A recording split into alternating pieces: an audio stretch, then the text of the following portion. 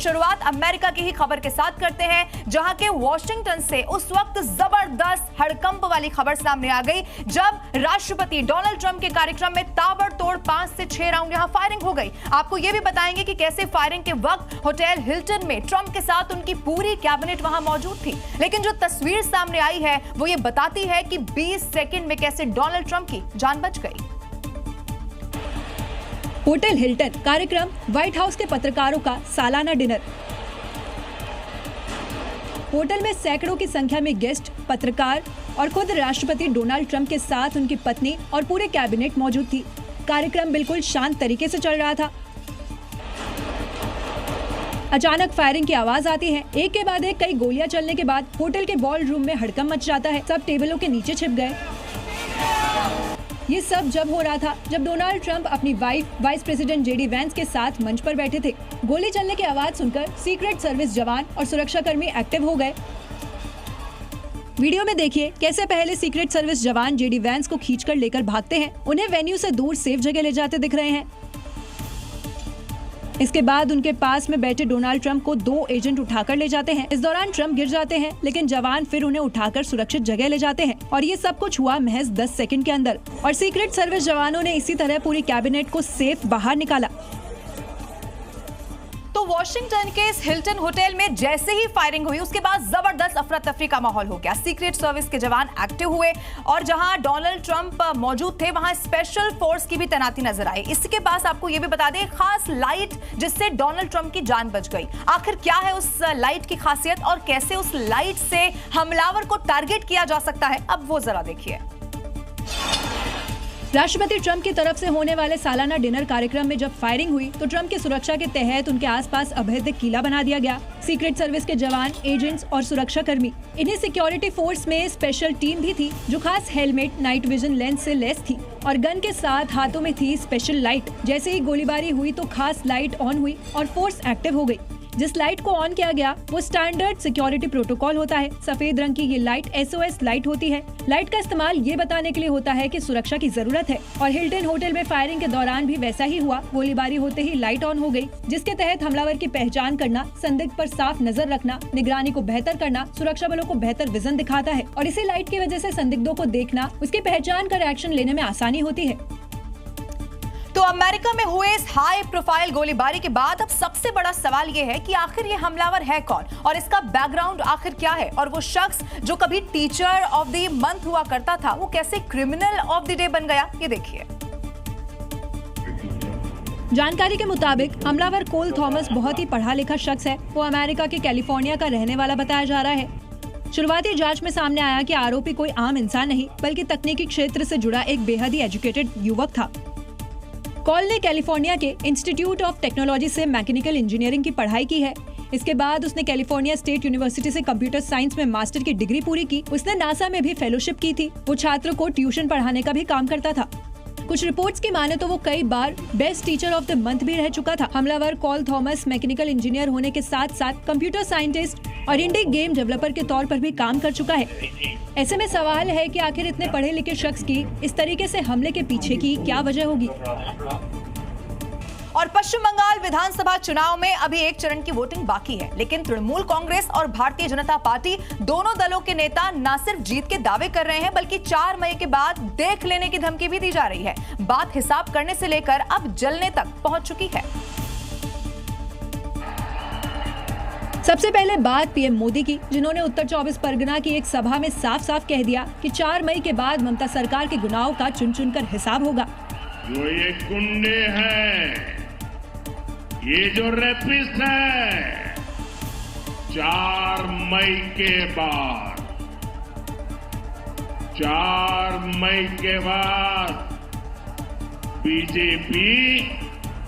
BJP की सरकार उनका हिसाब करेगी, चुन चुन करके हिसाब करेगी। ममता बनर्जी भी पीछे नहीं रही। एक सभा में उन्होंने भी बीजेपी को 4 मई वाली धमकी दे दी। और आप कहते हैं कि बंगाल जल रहा है। बंगाल नहीं जल रहा है, आप जल रहा है। आज 4 तारीख में रेजल्ट निकालेगा तो देखेंगे জ্বলবেন আর লুচির মতো ফুলবেন, দেখে রাখুন। दूसरे चरण में 29 अप्रैल को पश्चिम बंगाल की 142 सीटों पर वोट डाले जाएंगे। नतीजे 4 मई को आएंगे। लेकिन उसके पहले बीजेपी और टीएमसी के दिग्गज एक दूसरे को 4 मई को हिसाब करने की धमकी दे रहे हैं। तो बंगाल में इस बार ममता सरकार को उखाड़ कैसे फेंक दिया जाए, इसके लिए भारतीय जनता पार्टी ने अपनी पूरी ताकत झोंक दी है। इसीलिए आपको बताते हैं, बीजेपी के चाणक्य अमित शाह तो लगातार डटे हुए ही हैं। बीजेपी शासित राज्यों के सभी मुख्यमंत्री भी अब बंगाल के हर हिस्से को नापने में जुटे हुए हैं, जिनके हेलीकॉप्टर्स भी अब उनकी सभाओं में भीड़ जुटाने की बड़ी वजह बन रहे हैं, जिसे लेकर ममता बनर्जी ने तंज कस दिया है। ममता बनर्जी का आरोप है कि बीजेपी ने अपने पूरी मशीनरी को बंगाल में लगा दिया है। ममता बनर्जी ने आरोप लगाया कि बीजेपी अपने 19 मुख्यमंत्रियों और 50 हेलीकॉप्टर से उनकी घेराबंदी करा रही है। पतन शुरू ओদের হয়ে গেছে। आज থেকে নেমে পড়েছে 50টা হেলিকপ্টার নিয়ে, যুদ্ধ জাহাজ নিয়ে, সাজোয়া গাড়ি নিয়ে, সব ব্যাটালিয়ন নিয়ে। ममता का दावा है कि बीजेपी के 50 हेलीकॉप्टर के मुकाबले टीएमसी को 3 ही हेलीकॉप्टर मिल पा रहे हैं। वास्तव में बीजेपी ने बंगाल चुनाव में आक्रामक हवाई प्रचार किया है। पीएम मोदी और अमित शाह ही नहीं, राजनाथ सिंह, योगी आदित्यनाथ, नितिन गडकरी, नितिन नबीन और जेपी नड्डा हेलीकॉप्टर से तूफानी प्रचार कर रहे हैं। ममता बनर्जी का आरोप है कि बीजेपी चुनाव में बेतहाशा पैसे खर्च कर रही है और हेलीकॉप्टर के बहाने सभा स्थल पर भीड़ जुटाई जा रही है। तो इसी बंगाल चुनाव में अब एक दूसरे पर आरोप प्रत्यारोप लगाने के साथ साथ आपको ये भी बता दें, जो सभाएं हो रही हैं उसमें मौजूद भीड़ को लेकर भी टीएमसी और बीजेपी आमने सामने आ गई है। बीते दिनों भवानीपुर की बात की जाए तो यहाँ ममता और सुवेंदु दोनों की ही रैलियां थी, लेकिन ममता बनर्जी ने अपना कार्यक्रम बीच में ही छोड़ दिया और बीजेपी पर अपनी सभा को डिस्टर्ब करने का आरोप लगा दिया।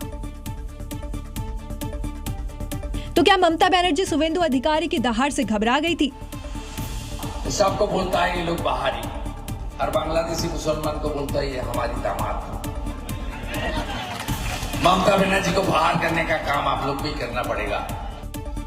या फिर कहीं सुवेंदु अधिकारी की सभा में उमड़ी भीड़ से उन्हें कॉम्प्लेक्स तो नहीं हो गया था?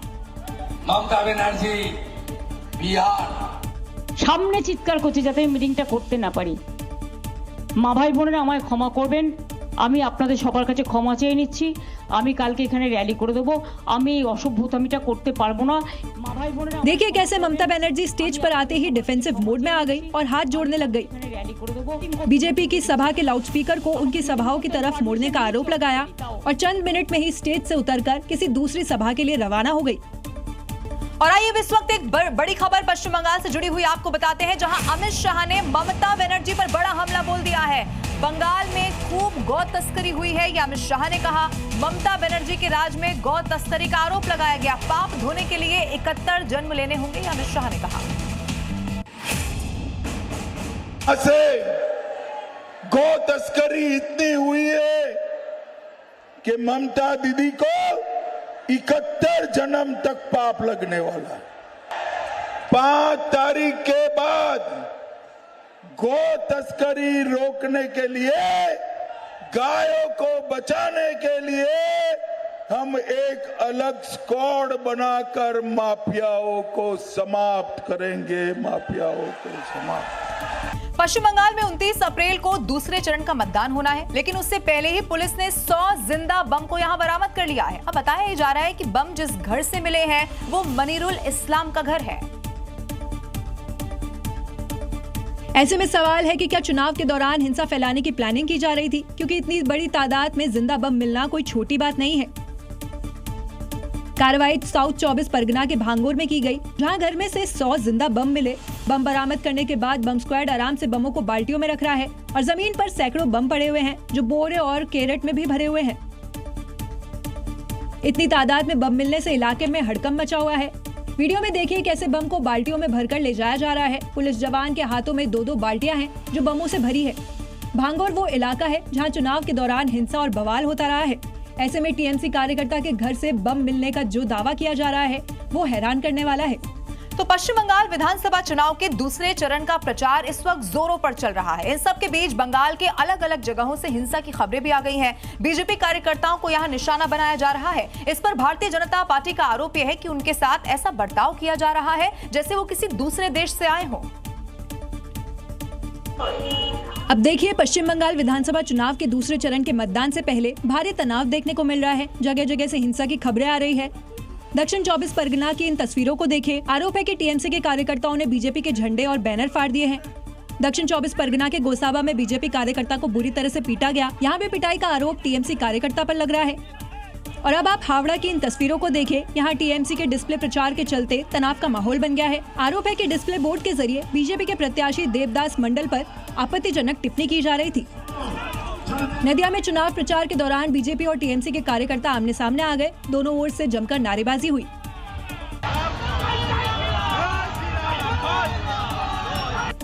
अब बड़ा सवाल ये है कि बंगाल का सियासी संग्राम किस हद तक जा रहा है। क्या जीत के लिए हर मर्यादा तार तार हो रही है? और इधर कांतारा मिमिक्री विवाद में फंसे रणवीर सिंह को लेकर कर्नाटक हाईकोर्ट ने बड़ा फैसला सुना दिया है। रणवीर सिंह ने कंट्रोवर्सी के बाद खुद पर दर्ज एफआईआर करने की यहां पर जो एफआईआर थी उसको हटाने की मांग की थी। इस पर कोर्ट ने सुनवाई करते हुए 4 हफ्ते के अंदर मंदिर में माफी मांगने का आदेश दे दिया।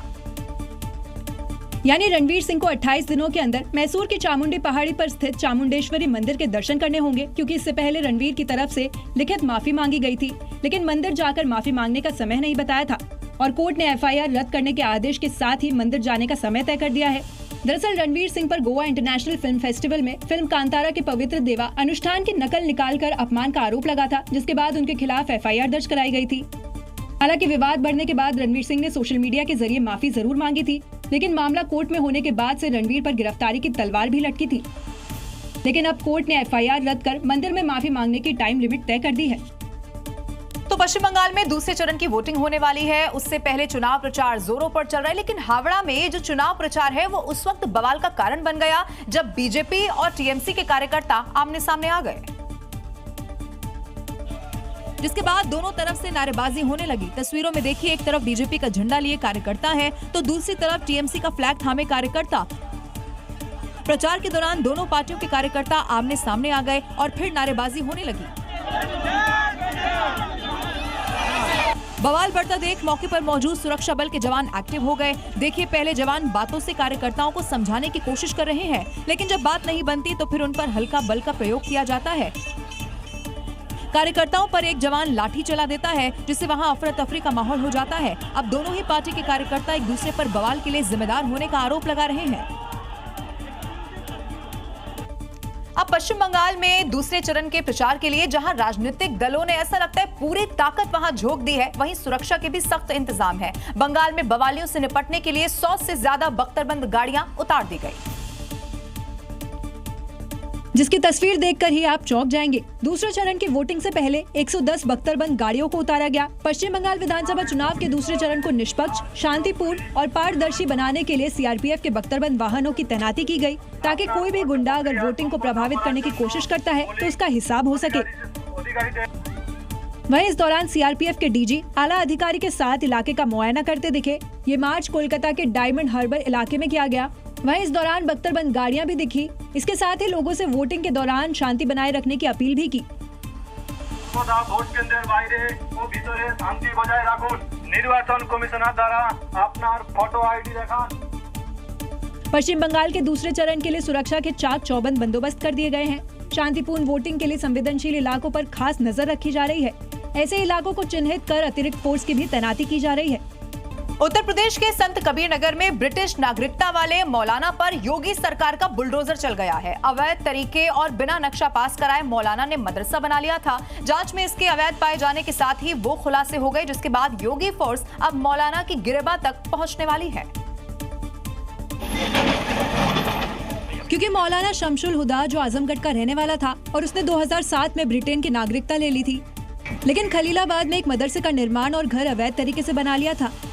जांच के बाद मौलाना के मदरसे पर 5 बुलडोजर पहुंचे और उसे तोड़ने का काम शुरू हो गया। वीडियो में देखिए कैसे बुलडोजर चारों तरफ से उसे तोड़कर मिट्टी में मिला रहा है। कार्रवाई से पहले मौलाना के अवैध घर से सामान निकालने का भी ऐलान किया गया था। में रखा सामान जिस किसी का है वह सुरक्षित करा करके प्राप्त कर सकता है। ये जो अवैध घोषित है, जिसको राज्य सरकार में निहित है जमीन भी है, और दूसरा ये मकान जो निर्मित है ये बिना नक्शा पास कराए निर्मित कराया गया था उससे। बुलडोजर एक्शन तो हो गया, लेकिन ब्रिटेन में बैठे मौलाना ज्यादा दिन आजाद नहीं रह पाएंगे, क्योंकि मौलाना पर विदेशी फंडिंग, देश विरोधी गतिविधियों के भी आरोप लगे थे। ऐसे में अब सिर्फ बुलडोजर से उसके अवैध मदरसों को मिट्टी में मिलाया गया है। पिक्चर अभी बाकी है।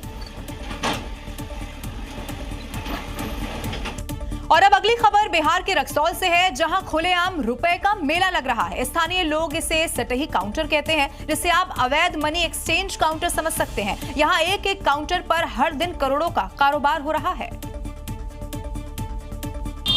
और इस तरह के यहाँ कई काउंटर हैं। देखिए, रक्सौल बाजार में रेलवे गुमटी के पास टेबल और छाता लगाकर जो लोग बैठे हैं, वो भारतीय मुद्रा को नेपाली और नेपाली मुद्रा को भारतीय रुपए में बदलने का काम करते हैं। इसके बदले ये कमीशन लेते हैं। बताया जा रहा है कि एक एक काउंटर पर एक दिन में करोड़ों की मनी एक्सचेंज होती है। 3 दिन पहले रक्सौल पुलिस ने 45 लाख रुपए के साथ एक शख्स को गिरफ्तार किया था और रुपए के मेले को बंद करा दिया था। लेकिन 72 घंटे के अंदर एक बार फिर रुपए का मेला सज गया है। देखिए, इस काउंटर पर बैठा शख्स इन 2 लड़कों के पैसे एक्सचेंज कर रहा है। रक्सौल में खुलेआम लगने वाला रुपए का ये मेला सफेद पोश के संरक्षण में चलता है। तभी तो पुलिस की कार्रवाई के बाद बीच बाजार ये मेला फिर लग गया है।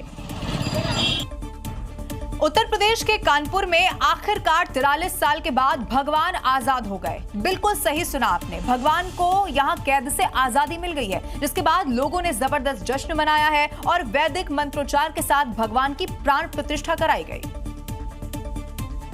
दरअसल साल 1983 में कानपुर के बांके बिहारी मंदिर से राधा बलदाऊ, हनुमान और गणेश की मूर्तियां चोरी हो गई थी। पुलिस ने एक्शन लेते हुए मूर्तियां बरामद भी कर ली थी, लेकिन कानूनी दावपेच के चक्कर में पुलिस ने बरामद मूर्तियों को मालखाने में ही रख दिया था। इसके बाद पिछले 43 साल से भगवान की मूर्तियां थाने में ही कैद थी। 1995 में आदेश आया, लेकिन फिर मामला अटक गया। लेकिन आज कोर्ट के आदेश पर भगवान की मूर्तियों को मालखाने से बाहर निकाला गया और हिंदुओं को सौंप दिया गया। अपने भगवान की रिहाई देकर पूरा मुसान नगर झूम उठा। भक्ति गीतों और भजनों के साथ भगवान की यात्रा निकाली गई और फिर वैदिक मंत्रोच्चार के साथ मूर्तियों की मंदिर में प्राण प्रतिष्ठा कराई गई।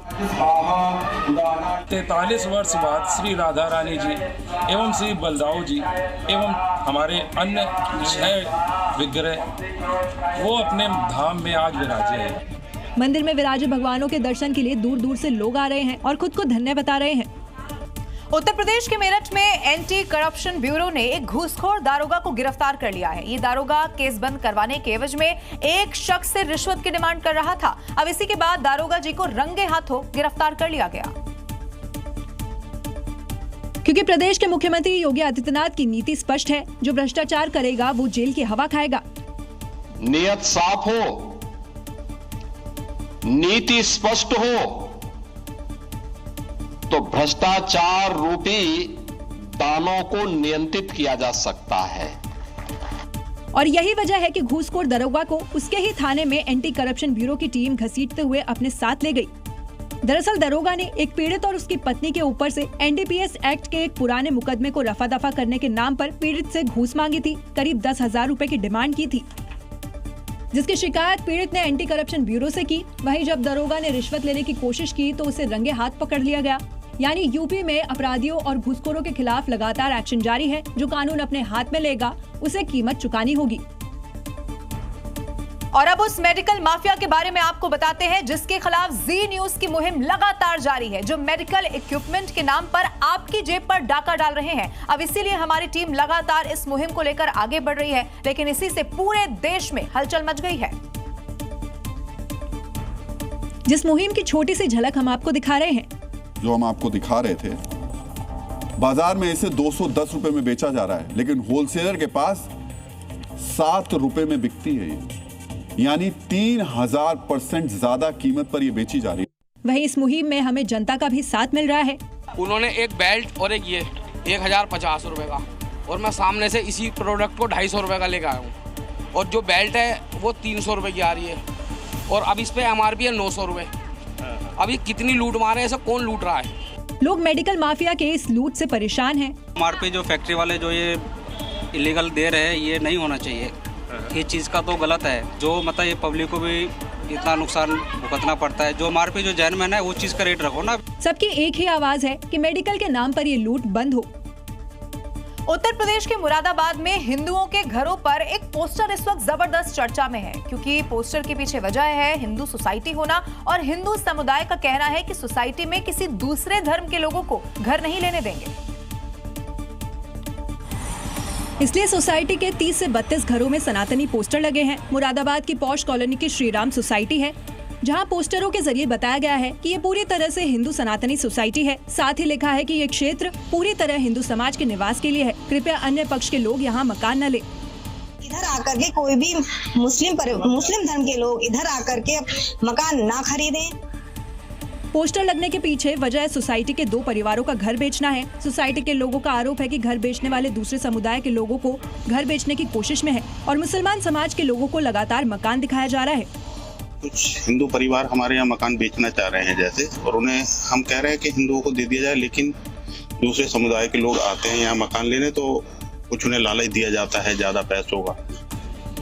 ऐसे में अगर हिंदू सोसाइटी में कोई दूसरे धर्म का परिवार रहने आता है तो व्यवस्था बिगड़ जाएगी और सालों से जो सनातनी परंपरा के तहत सोसाइटी में कार्यक्रम किए जाते हैं उन पर असर पड़ेगा। और इस वक्त एक बड़ी खबर पश्चिम बंगाल से मिल रही है, जहां सीएम ममता बनर्जी ने भारतीय जनता पार्टी पर बड़ा हमला बोल दिया है। पहले फेज में हमने सेंचुरी पार कर ली है, अगले चरण में भी सेंचुरी पार कर लेंगे। बीजेपी इसीलिए डरी हुई है, ममता बनर्जी ने कहा। जो पहले दफा इलेक्शन हुआ हम सेंचुरी पार कर दिया और आने वाला चुनाव में भी हम और एक सेंचुरी पार करेंगे। इसके लिए बीजेपी डर गया और जो डर गया वो मर गया। इसी के लिए वो अभी सेंट्रल फोर्स लेके पूरा सेंट्रल फोर्स लेके और इधर का सब ओसी को चेंज करके डीएम को चेंज करके गुंडा गद्दारी कर रहा है। उत्तर प्रदेश के बुलंदशहर में जन्मदिन का जश्न मनाया जा रहा था, लेकिन कैसे पल भर में मातम में तब्दील हो गया ये आपको बताएंगे। जहां केक लगाने पर आरोपी बर्थडे बॉय ऐसा भड़क गया कि उसने केक लगाने वाले अपने दोस्त को ही मौत का रिटर्न गिफ्ट दे दिया। बेहद मामूली सी बात पर उसने पार्टी में शामिल होने आए 3 दोस्तों को गोलियों से भून दिया। विवाद का केंद्र बना आरोपी का जिम, जहां हो रही थी केक कटिंग। लेकिन चंद सेकंड की बहस पर यहां मनीष, अमरदीप और आकाश को मौत की नींद सुला दिया गया। जिम के फर्श पर बने ये सर्किल A, B और C उस हमले की गवाही दे रहे हैं। बिखरे हुए सामान, स्टूल उस घटना के बारे में चीख कर बता रहे हैं कि कैसे तीनों को यहाँ गोली मारी गई, जबकि तीनों आरोपी की खुशियों में शामिल होने ही आए थे। घटना के दौरान हुई बहस की जानकारी परिजनों को भी मिल गई थी। मैंने जो फोन करा छोटे भाई को तो रुपेश ने फोन उठाया। रुपेश जो मौके पर था तो ये बोला तुम्हारे भाई का और अमरदीप का और आकाश का गोली मार दी है। मैं किसने मार दी बोली जीतू ने। जिसके बाद आनंद फानन में तीनों को अस्पताल पहुंचाया गया, लेकिन डॉक्टर्स ने उन्हें मृत घोषित कर दिया। पुलिस की टीम घटनास्थल पर फॉरेंसिक और टेक्निकल टीमों की मदद से सबूत जुटा रही है, जबकि घटना को अंजाम देने के बाद से आरोपी फरार है। अलीगढ़ की बात करते हैं, जहां एक दिल दहला देने वाली तस्वीर सामने आ गई है, जहां 15 फीट गहरे गड्ढे में काम करने के दौरान एक मजदूर पर मिट्टी का ढेर गिर गया। इसी के बाद जबरदस्त हड़कंप मच गया। वहीं आनंद फानन में मजदूर को निकालने का काम शुरू किया गया, जिसकी तस्वीरें भी सामने आई है। देखिए, गड्ढे में उतरकर एक मजदूर उसकी गहराई नाप रहा होता है कि तभी मिट्टी का ढेर उस पर गिर गया, जिसके बाद वहां अफरा तफरी मच गई। कई मजदूर, ठेकेदार उस मजदूर को निकालने के काम में जुट गए। वहीं इस दौरान वहां खड़ी जेसीबी से मदद ली गई। जेसीबी से मिट्टी हटाने का काम किया गया, लेकिन दलदल होने की वजह से उस मजदूर का कोई पता नहीं चल पा रहा था। इस दौरान उसे निकालने के लिए दूसरे मजदूर जुटे रहे। बार बार जेसीबी की मदद से गड्ढे से मलबा हटाने का काम होता रहा। इस दौरान कड़ी मशक्कत के बाद आखिरकार उस मजदूर को वहां से निकाल लिया गया, लेकिन वो बेहोश था। वहीं आनंद फानन में उसे अस्पताल लाया गया, लेकिन उसकी मौत हो चुकी थी। हादसे की ये तस्वीर बेहद ही दर्दनाक है। वहीं इस मामले में जांच के आदेश दे दिए गए हैं।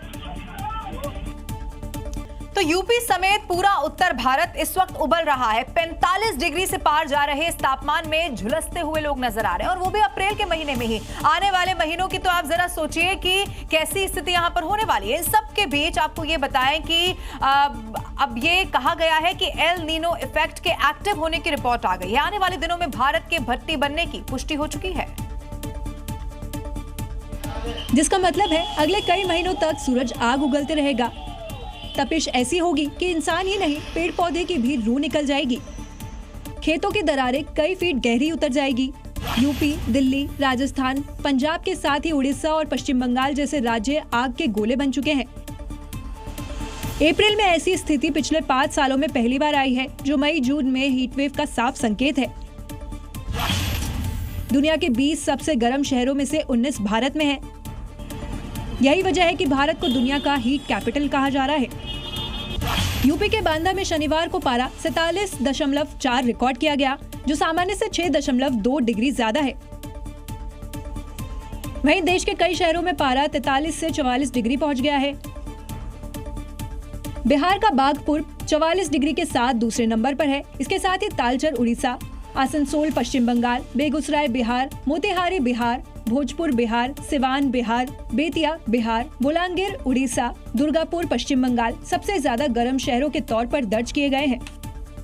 तो उत्तर भारत में गर्मी की इस वक्त प्रचंड लहर चल रही है। शहर शहर कई इलाके ऐसे हैं जहां आग लगने की घटनाएं भी बढ़ती जा रही हैं। कहीं दुकानों में आग लगी हुई है तो कहीं इलेक्ट्रिक शोरूम में आग लगने से जबरदस्त हड़कंप मच गया। ऐसी ही घटना संभल से आई, जहां एक मोबिल बनाने और टायर गलाने वाली फैक्ट्री में अचानक सुबह आग लग गई, जिसके बाद हड़कंप मच गया। आनन फानन में पुलिस को इसकी सूचना दी गई, जिसके बाद दमकल की कई गाड़ियां आग पर काबू पाने की कोशिश में जुटी रही। इस दौरान कड़ी मशक्कत के बाद आग पर काबू पाया गया। वहीं आग लगने की वजह प्रचंड गर्मी बताई जा रही है, जिस वजह से छोटी सी चिंगारी ने विकराल रूप ले लिया। वहीं झारखंड के हजारीबाग में भी एक सैलून में आग लगने से हड़कंप मच गया। आग ने सैलून में लगे एसी, सोफा सेट समेत दुकान में रखे गए सामानों को अपनी चपेट में ले लिया। आग लगने से दुकान में रखे लाखों रुपए का सामान राख हो गया। शॉर्ट सर्किट की वजह से आग लगी थी। वहीं कानपुर में भी ऐसी ही घटना सामने आई है, जहां शहर के सबसे बड़े इलेक्ट्रॉनिक बाजार के मोबाइल पार्ट्स के गोदाम में आग लग गई। वहीं आसपास के लोगों ने बिल्डिंग में मौजूद लोगों को तुरंत बाहर निकाला। आग लगने की वजह से 5 लोग बिल्डिंग में ही फंसे रह गए थे। और अब खबर आग के तांडव की। उत्तर प्रदेश के गाजियाबाद में चलती कार में अचानक से ही यहां आग लग गई। तो वहीं कौशाम्बी की बात करेंगे, जहां पुलिस चौकी के बाहर खड़ी हुई गाड़ियों में किसी ने आग लगा दी और देखते ही देखते आग ने विकराल रूप ले लिया। एक एक कर कई गाड़ियों में आग लग गई। आग की लपटें तेजी से फैलती गई। धुएं का गुबार आसमान में छा रहा है। पुलिस चौकी के बाहर खड़ी इन गाड़ियों को जांच के दौरान पकड़ा गया था। आशंका जताई जा रही है कि किसी बदमाश ने यहां आग लगाई है। इस आग पर जब तक काबू पाया गया, तब तक कई गाड़ियां जल चुकी थी। अब गाजियाबाद से आई इन तस्वीरों को देखिए। सिद्धार्थ विहार इलाके में वैन में अचानक आग लग गई। ड्राइवर ने तो कूदकर अपनी जान बचा ली, लेकिन वैन देखते ही देखते पूरी तरह से जल गई। देखिए कैसे वैन धू-धू कर जल रही है। गर्मी में आग लगने की घटनाएं आम हो गई है। ऐसे में जरूरी है सावधानी बरतने की। भारत के जो ट्रक ड्राइवर हैं वो अपनी रैश ड्राइविंग के लिए कुख्यात माने जाते हैं, जो आए दिन बड़े हादसों को जन्म देते ही रहते हैं। लेकिन महाराष्ट्र के औरंगाबाद में इसी के उलट एक ट्रक ड्राइवर ने जलते ट्रक को आबादी से दूर कर कई जिंदगी बचाने का काम किया, जिसकी तस्वीरें सोशल मीडिया पर वायरल हो रही है। जहां एक ट्रक में अचानक आग लग गई, जिसके बाद उस पर काबू पाने की कोशिश की जाने लगी, लेकिन आग बुझता न देख इस ड्राइवर ने ट्रक को दूर ले जाने का फैसला किया। उसने जलते हुए ट्रक को चलाना शुरू कर दिया जब तक वो बाजार से सुरक्षित दूरी पर नहीं पहुंच गया। इस ट्रक पर पशुओं का चारा लदा हुआ था। इसी दौरान सड़क से जाने के वक्त वो बिजली की तार की चपेट में आ गया, जिसके बाद देखते ही देखते ये ट्रक आग का गोला बन गया और इलाके में अफरा तफरी मच गई। आग की लपटें लगातार विकराल होती जा रही थी। पहले तो ड्राइवर ने अपनी जान बचाने की कोशिश की, लेकिन फिर अचानक उसने ड्राइविंग सीट संभाल ली और जान की परवाह किए बगैर ट्रक को आबादी से दूर ले गया। ड्राइवर के इस कदम की सभी तारीफ कर रहे हैं। उत्तर प्रदेश में इटावा के चंबल के बीहड़ में बब्बर शेर देखने के बाद जबरदस्त हड़कंप मच गया है। लोगों ने बब्बर शेर को टहलते हुए एक टीले पर बैठा हुआ देख लिया। अब इसी के बाद पूरे गांव में खौफ का माहौल है और तुरंत ही इसकी सूचना वन विभाग की टीम और पुलिस को दी गई। वहीं बब्बर शेर का वीडियो भी सामने आया, जहां वो एक टीले पर नजर आ रहा है। वहीं इस दौरान बब्बर शेर लोगों की आवाज सुनकर वहां खड़ा हो गया। गांव वालों ने इसका वीडियो बना लिया। वीडियो वायरल होते ही पुलिस और वन विभाग की टीम ने गांव में डेरा डाला ताकि शेर को काबू में किया जा सके। वहीं इस दौरान पुलिस गांव वालों को लगातार समझाती नजर आई। इलाके में तेंदुए की तो चहलकदमी पता थी, लेकिन बब्बर शेर दिखने के बाद गांव में दहशत का माहौल है। वहीं वन विभाग की 3 टीम लगातार गांव में मौजूद है। वहीं गांव वालों को भी बताया गया है कि शेर फिर से दिखे तो इसकी सूचना तुरंत ही वन विभाग को दे। अलीगढ़ की बात करते हैं, जहां एक दिल दहला देने वाली तस्वीर सामने आ गई है, जहां 15 फीट गहरे गड्ढे में काम करने के दौरान एक मजदूर पर मिट्टी का ढेर गिर गया। इसी के बाद जबरदस्त हड़कंप मच गया। वहीं आनन फानन में मजदूर को निकालने का काम शुरू किया गया, जिसकी तस्वीरें भी सामने आई है। देखिए गड्ढे में उतरकर एक मजदूर उसकी गहराई नाप रहा होता है कि तभी मिट्टी का ढेर उस पर गिर गया, जिसके बाद वहां अफरा तफरी मच गई। कई मजदूर ठेकेदार उस मजदूर को निकालने के काम में जुट गए।